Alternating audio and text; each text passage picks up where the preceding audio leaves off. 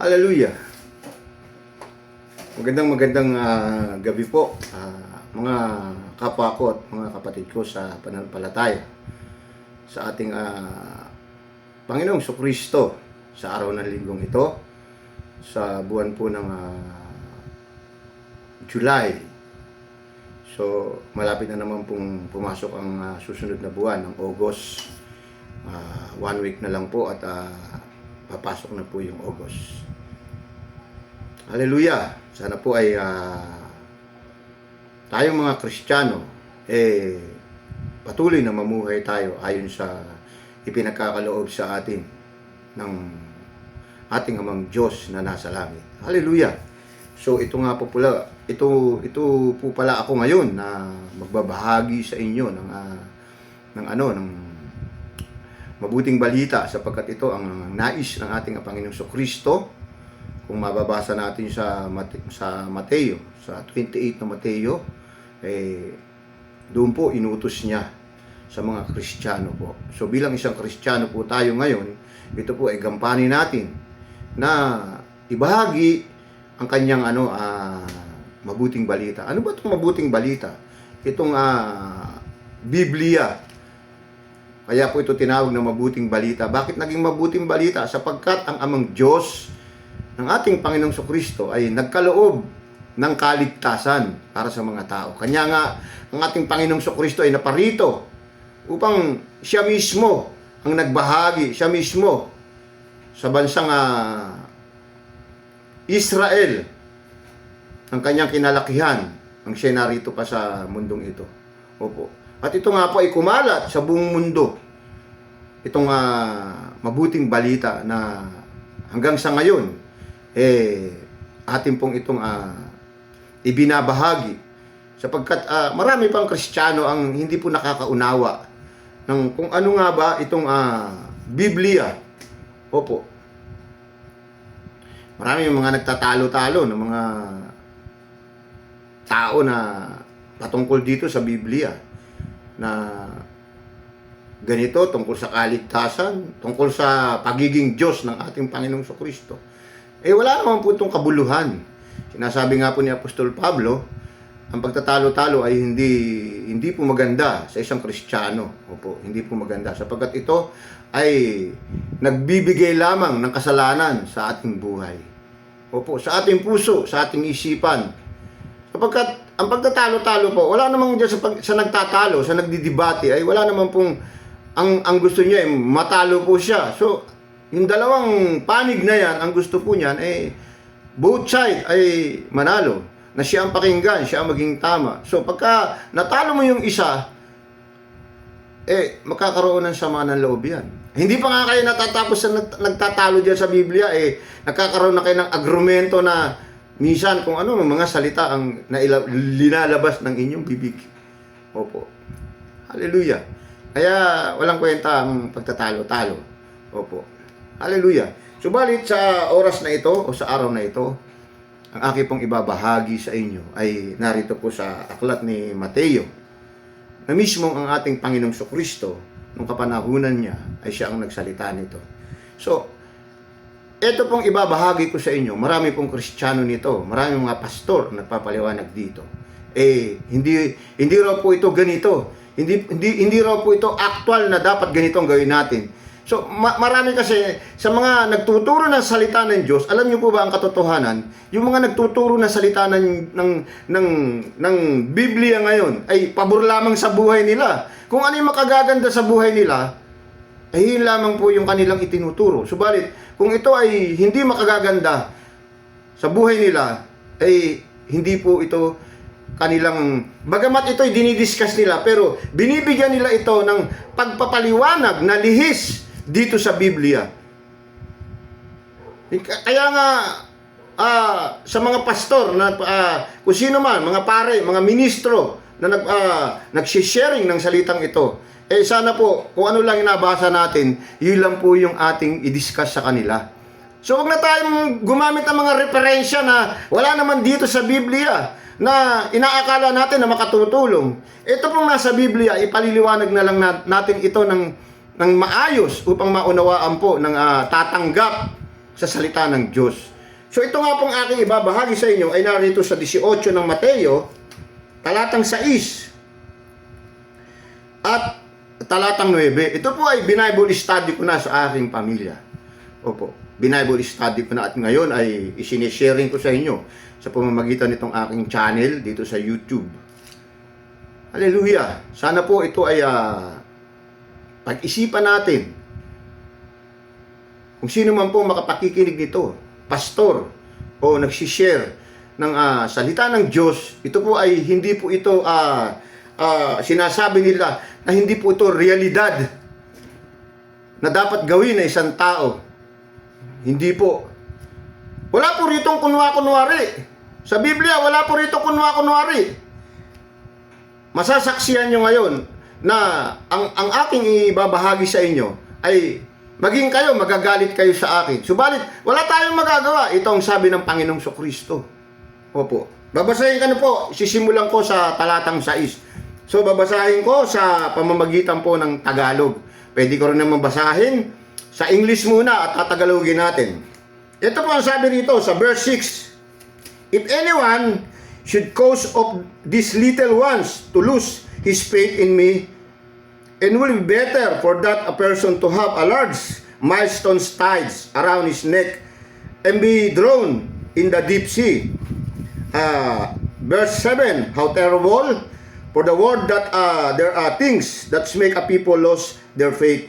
Such things will always happen, but now a terrible for the one who causes them.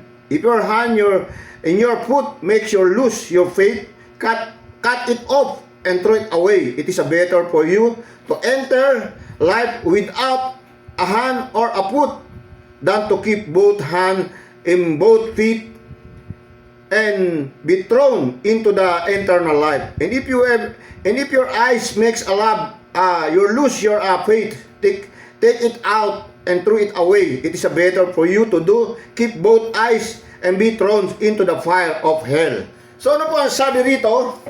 Sa Tagalog, mabuti pa sa isang tao ang siyang bitina ng isang malaking gilingan ng bato sa leeg at ihulog sa laot ng dagat kaysa maging sanhi ng pagkakasala ng isa sa maliliit na ito na nananalig sa akin. Napakahirap ng kalagayan ng daigdig dahil sa mga sanhi ng pagkakasala ng tao. Hindi mawawala kailanman ang mga sanhi ng pagkakasala. Ngunit nakapangingilabot ang sasapitin ng taong panggagalingan ito. Kung ang kamay mo o pao ang siyang nagiging sanhi ng iyong pagkakasala, putulin mo ito at itapon. Mabuti pa ang mapunta ka sa langit ng putol ang isang kamay o paa kaysa may dalawa kang kamay o dalawang paa kang itapon naman sa impyerno. At kung ang mata mo ay siyang nagiging sanhi ng iyong pagkakasala, dukutin mo ito at itapon. Mabuti pa ang mapunta ka sa langit ng bulag ang isang mata kaysa dalawang mata kang itatapon sa apoy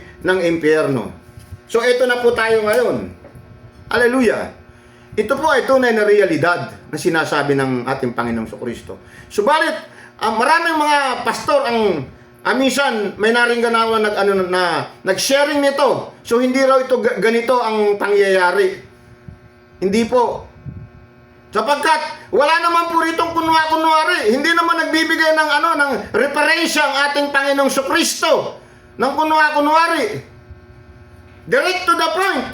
Bagamat ang iba rito ay idinidiscuss niya ng parable. Sapagkat bakit nga dinidiscuss ng parable? Sapagkat itong mga paraseyo at itong mga sasadyo, itong mga nag-aaral ng batas ni Moises, ay hindi naman talaga ito nakikinig sa Panginoong Kristo. Ang kanya lang binibigyan ng rito ay yung 12 hinirang niya. Kaya nga kapag hindi nauunawaan, ito'y pinapaliwanag dun sa 12. At yung mga taong sumusunod sa kanya, hindi naman talaga itong habol. Ang habol lamang ay yung mapagaling yung sakit nila at yung paggawa ng miracle na kamangha-mangha siyang iniintay ng mga tao at yung pagkain na laging ginagawa ng Panginoon kapag sila'y nagugutom ng kapanahunan na yun. So ano ibig ko sabihin? Ang sabi nga rito, kung ang iyong parte ng iyong katawan ay magkakasala, mabuti pa kung ang kamay na hindi mo to napipigil, kung magnanakaw ka, nangungupit ka, patuloy. Hanggang ngayon, Kristiyano ka, patuloy na nangungupit ka, patuloy na nagnanakaw ka. Brother, ang sabi ng Biblia, mabuti pa na putulin mo ito. Mabuti pa na putulin mo ito. Kaysa, meron ka ngang dalawang kamay na papasok. Ay kaysa, wala kang dalawang kamay na makapapasok ka naman sa kaharian ng Diyos. Hallelujah! Kung ito nagiging sanhi, kung ang ating paa nagiging sanhi ng pagkakasala, kaya hindi tayo makapaglingkod sa ating Panginoong Kristo. Dahil itong paa natin, minsan niyayakag tayo sa sugalan, niyayakag tayo sa beer house, niyayakag tayo sa gulo, sa away, sa inuman. Mabuti pa putulin mo ang iyong paa.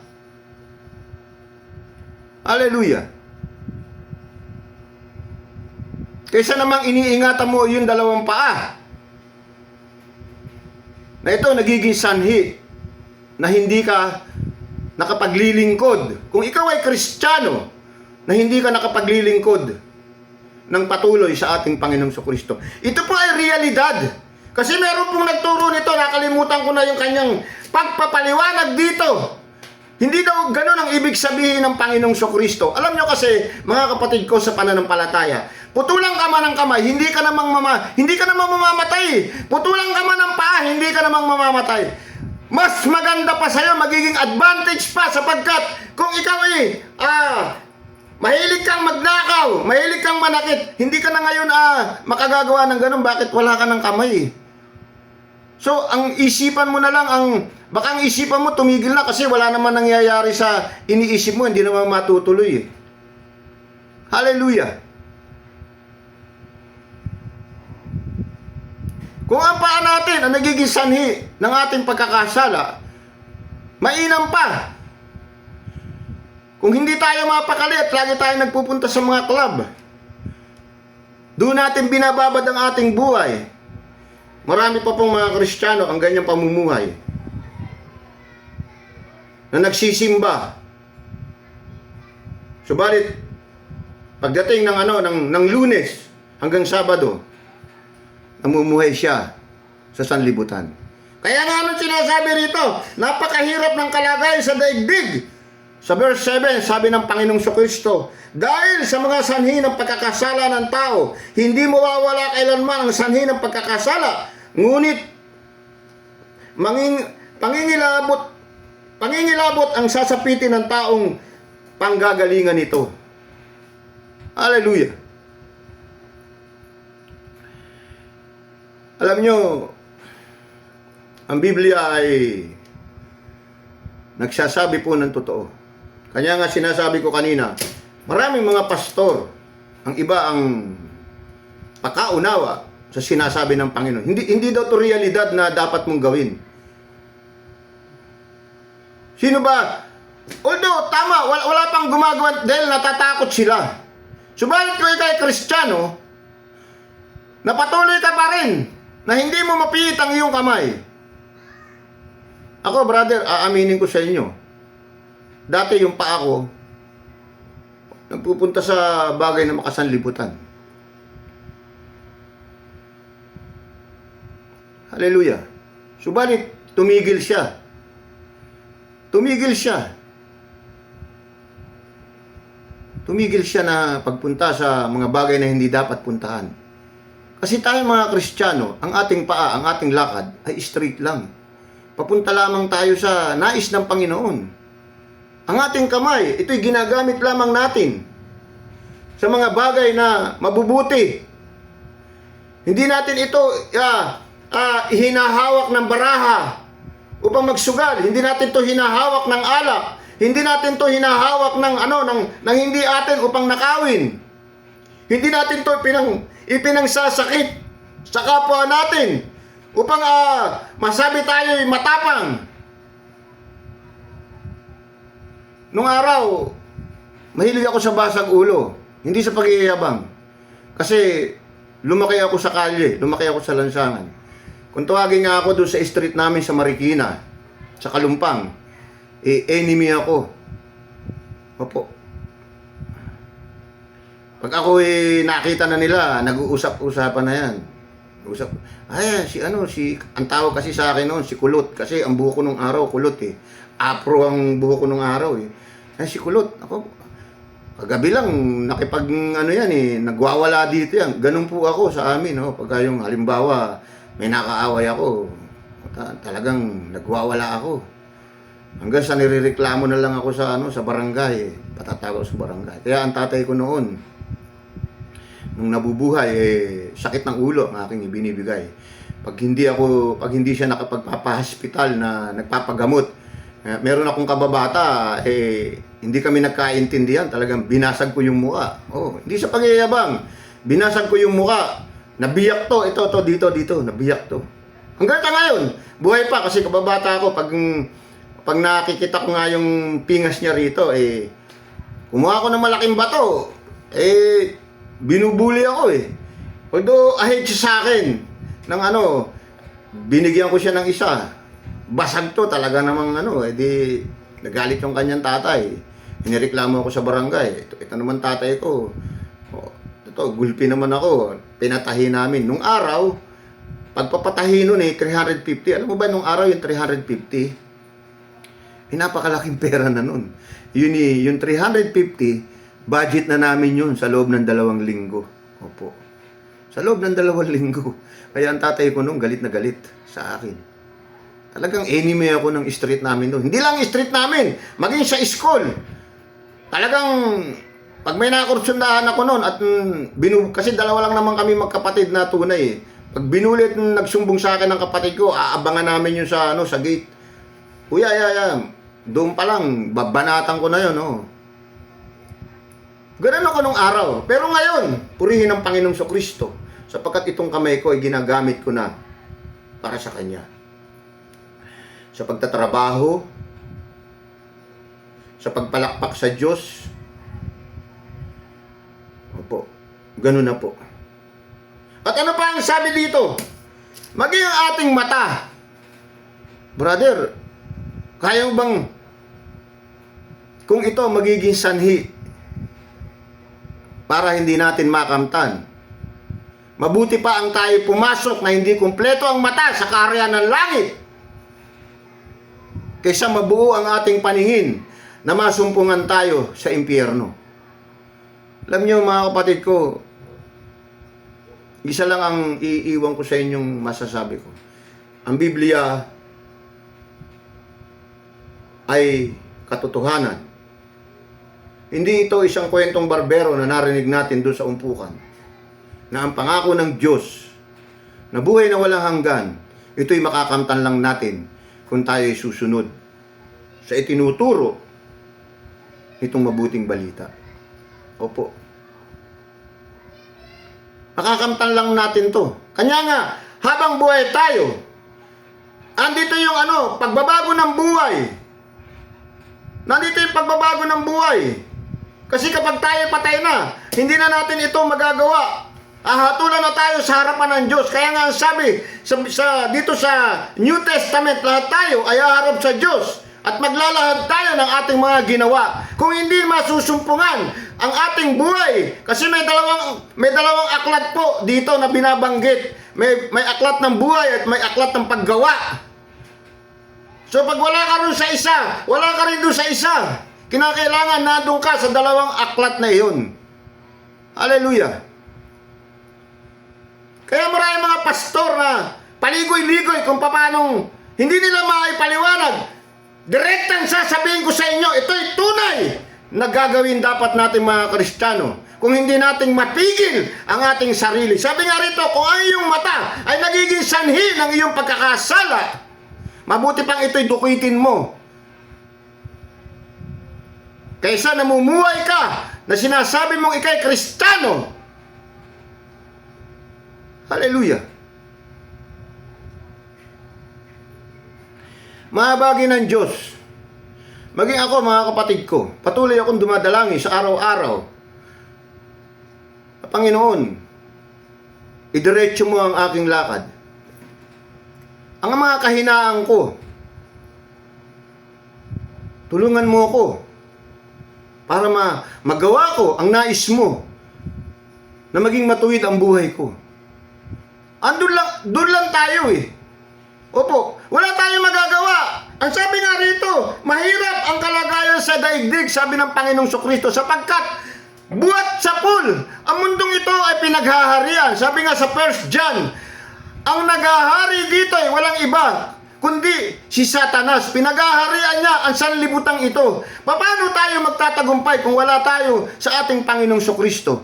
Kaya, yung mga taong nagyayabang sa kanilang sarili, nasa tao yan ang pagbabago. Yun ang bukang bibig nila. Hallelujah. Pag gusto ng tao magbago, magbabago yan. Kapatid, kung sino ka man, ikaw ay nagsisinungaling sa iyong sarili. Hindi mo kayang baguhin ang iyong sarili para sabihin ko sa iyo. Sapagkat mismo ang Panginoon ay nagsasabi rito, napakahirap ng kalagayan sa daigdig dahil sa mga sanhi ng pagkakasala ng tao. Napakahirap na tayo maging isang matuwid o isang mabuti maliban kung ang Panginoon ay papapasukin natin sa ating puso. Kung i-accept natin siya na magiging kalasag natin. Sapagkat ano ang sabi sa Biblia? Sapagkat ang pakikipaglaban ng mga Kristiyano ay hindi sa kapwa-tao, kundi sa kapangyarihan sa himpapawid. Kasi alam nyo ba, tayo mga Kristiyano, ang ating pakikipaglaban dito ay hindi po tungkol sa pisikal, hindi po. Ito po ay kapangyarihan ni Lucifer. Kung wala tayong kapangyarihan, kaya nga sabi, ano ba itong mga kalasag na to? Ito ay mababasa natin, kung di ako nagkakamali sa Epeso, sa huling-huling aklat ng Epeso. Isuot nyo yung balute. Binanggit doon. Maraming klase upang tayo ay magtagumpay. At ang kahuli-hulian ay ang pananalangin natin, pakikipag-usap natin sa ating amang Diyos. Kahit na nakasuot ito, kung wala naman tayong pakikipag-usap sa Diyos, useless ang lahat ng ito. Sapagkat sa pakikipag-usap natin, nakita nyo nga ng bago dumanas ang ating Panginoong Kristo, nanalangin muna siya. Nakita nyo, lagi siyang nananalangin. Lagi niya sinasabi yung nadarama niya sa puso niya. Ganun dapat tayo mga Kristiyano. Kung ano man yung kahinaan natin, lagi nating meron tayong pinagsasabihan sapagkat ang ating Diyos ay siyang makapangyarihan. Maging yung mga gumagalaw sa atin sa himpapawid ay hindi magtatagumpay sa atin sapagkat ang Diyos ang may likha sa kanila. Hallelujah. Mga kapatid ko, sana po ay naunawaan nyo ang ibig ko sabihin dito. Kung ang ating mata ay nagiging sanhi ng pagkakasala, mas mabuti pang ito ay ukitin natin. Opo.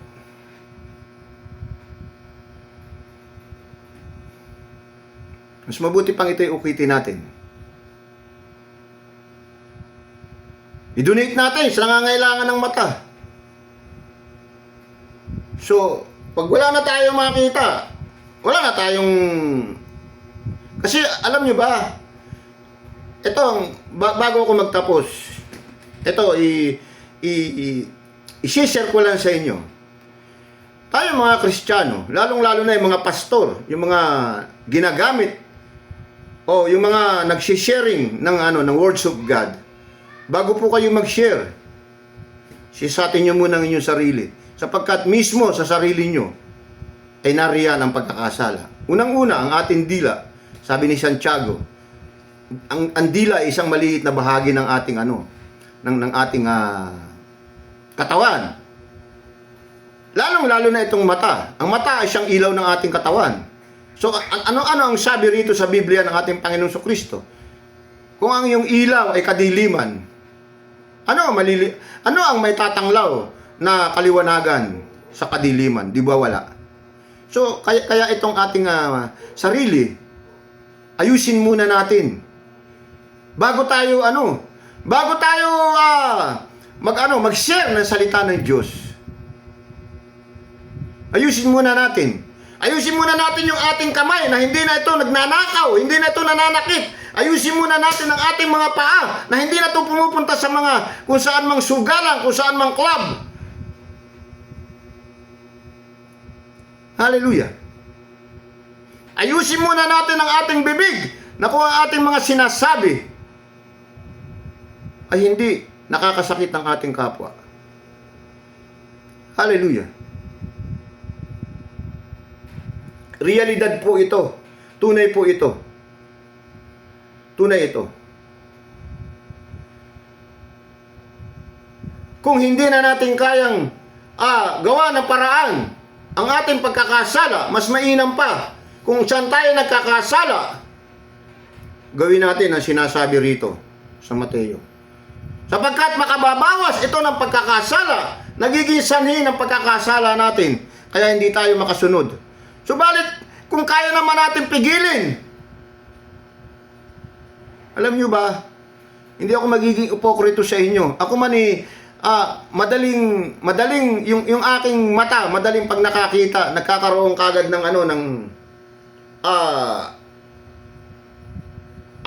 nagkakaroon kagad ng ng pangungusap. Subalit, ipinapakita ko sa Diyos, hindi na po ako tumitingin. Pag ako'y, alimbawa, may isang nalingunan ko na ipagkakasala yon, hindi ko na po siya tinitignan. Hindi ko na tinitignan. Opo. Yung iba, pagka yung, di ba, sa libutan, talagang huhubaran niya na para lang, hindi naman niya kayang hubaran, hanggang doon lang naman na nakikita niya. Opo. Hallelujah. Ipakita natin sa Diyos na tayo ay sumusunod. Para ang Diyos ay tulungan tayo at kahabagan tayo dahil gusto natin sumunod sa Kanya, kaya pinapakita. Hindi po tayo babaguhin ng Diyos para maging mabuti. Hindi po ganun. Mamagicking ka ng Diyos, bibigyan ka agad. Oh, ikaw. Hindi po ganun. Alam nyo, ang isang Kristiyano ay hindi po haya-hayang buhay. Hindi sabi nga nung pastor ko na nagtuturo sa akin dati, nung ako kasi nagba-Bible school, hindi ang pagiging Kristiyano ay para kang lumalakad sa bulak. Opo. Hindi. Pag naging Kristiyano ka, kung ikaw ay nakasakay sa sasakyan na uuntol-untol ka o sa isang sasakyan, ang ibig sabihin, rough road ang dinaanan nyo, hindi ka makaupo na maayos, hindi kumbinyente ang iyong pag-upo. Ganun din ang buhay ng isang Kristiyano. Dumadaan din sa lubak-lubak. Hallelujah. Hindi bulak na para pagka napakasarap sa paa. Nasubukan nyo na bang lumakad sa pum? Ako, nag-a-upholstery ako. Minsan, inaapakan ko yung pum, napakalambot. Wala akong maramdaman na malambot pag-apak. Hindi po ganun ang buhay ng Kristiyano. Opo. Kaya, tayo ay nabubuhay upang maglingkod sa Diyos. At iwasan natin ang mga pagsubok na dumarating sa atin sa pamamagitan ng paghingi natin ng kalakasan sa ating amang Diyos, ay magtatagumpay po tayo. Kaya huwag kayo maniniwala doon sa mga taong nagyayabang sa kanilang sarili na, ako hindi pa ako magbabago kasi kaya ko naman baguhin ang sarili ko eh. Pagdating ng panahon, babaguhin. Hindi po, late ka na. Opo. Late ka na pag nandong may sakit ka na. Hindi ka na po para sa isang tamang pangangatwiran. Kapag wala ka nang nagagawang kabutihan, paano ka pa magbabago? Kaya nga, sinasabi ko sa inyo, habang ikay malakas, nakagagawa ka ng kabutihan sa harapan ng Diyos. Hindi yun nando ka na sa may sakit ka rin, nakaratay ka na. Ano pa magagawa mong kabutihan? Wala ka nang magagawang kabutihan, kundi ang humingi ka na lang humingi ng awa sa Diyos. Narito tayo mga Christian, hindi para tayo humingi ng magagandang bagay na hayahay. Hindi po. Nagtatrabaho tayo. Nagpapakahirap tayo. Sa pagtatrabaho, pinapakita natin na nagiging tapat tayo. Kahit walang taong nagbabantay sa ating pagtatrabaho. Sapagkat iniisip natin na mayroong Diyos na nagbabantay sa ating ginagawa. Hallelujah. Maraming salamat po sa gabing ito na aking isinare sa inyo dito sa Mateo. Dito sa ang sanhi ng pagkakasala ng mundong ito. kung bakit hindi ang mga tao ay nahihirapan na makasumpong ng na matuwid na pamumuhay dahil ang mundong ito ay pinaghaharian ng kasalanan. Hallelujah. Maraming salamat po. Ako nga pa muli si Kuya Dolph nyo na nagbabahagi ng inyong sa inyo ng mabuting balita. At patuloy na kung nais nyo pong magkaroon ng kagalingan, meron po sa inyo may mga karamdaman, mga hindi nyo po maunawaan, mag-message po kayo sa akin. Opo. Sa tulong po ng Santong Banal na Espiritu na pagkakaloob sa atin ng ating Panginoong Kristo ay mauunawaan nyo po at gagaling po. Hindi po ako nagpapagaling. Ang ating Panginoon, ito'y pangako niya. Pangako niya po ito. Hindi ko pangako ito. Ako'y ginagamit lamang niya. Maraming salamat po sa inyo. Pagpalain kayo at ingatan kayo sa buong isang linggo ng ating buhay. Maraming salamat.